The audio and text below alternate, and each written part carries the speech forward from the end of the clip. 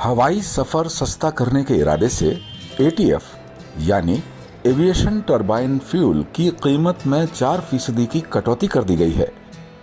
अंतर्राष्ट्रीय बेंचमार्क और विदेशी विनिमय दरों की औसत दर के आधार पर एटीएफ की कीमतों में हर महीने की पहली तारीख को बदलाव किया जाता है। कटौती के बाद दिल्ली में एटीएफ की कीमत 1.12 लाख रुपए प्रति किलो लीटर के मुकाबले अब महज 1.07 लाख रुपए प्रति किलो लीटर रह गई है। क्लियर ट्रिप के वाइस प्रेसिडेंट का कहना है कि इस कदम से हवाई किराए में कमी लाई जा सकती है। The cut in ATF prices is certainly a welcome move for the industry. This has come at the right time as we are approaching the summer season. The fares are already off in Jan-Feb by 13 to 15% versus peak of December, with more capacity likely to be deployed in summer. This will certainly help the airlines to rationalize their fares further, which will lead to an overall improvement in consumer sentiments. Business consulting firm Frost and Sullivan के global director Nripendra Singh ने PTI को बताया कि इसे airline operator सकारात्मक कदम के रूप में देखेंगे।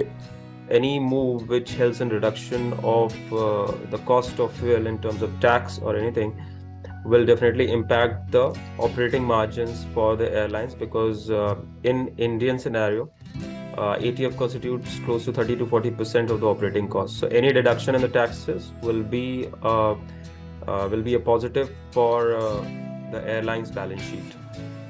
नृपेंद्र सिंह ने यह भी कहा कि एटीएफ की कीमतें फिर से बढ़ सकती हैं, लेकिन सरकार को यात्री किरायों पर कीमत की लिमिट तय नहीं करनी चाहिए। These ATF prices are now again have started increasing, so they need to figure out some or the other options to manage the overall cost through the fare management systems, like in the revenue management system they do. Any restrictions imposed by the government of India in terms of fare caps would be considered as a negative in this sense. विमानन क्षेत्र में लगातार इजाफे के बीच भारत में airport traffic corona से पहले वाले स्तर के करीब पहुंच गया है। जेट ईंधन की मांग पिछले साल की तरह 41% बढ़ी, लेकिन ये फरवरी 2020 के मुकाबले 9.7% कम रही। कुछ देशों में जारी प्रतिबंधों की वजह से अंतर्राष्ट्रीय यातायात पिछड़ रहा है, लेकिन एटीएफ में कटौती से एयर ट्रैफिक में और इजाफे की उम्मीद एविएशन सेक्टर कर रहा है।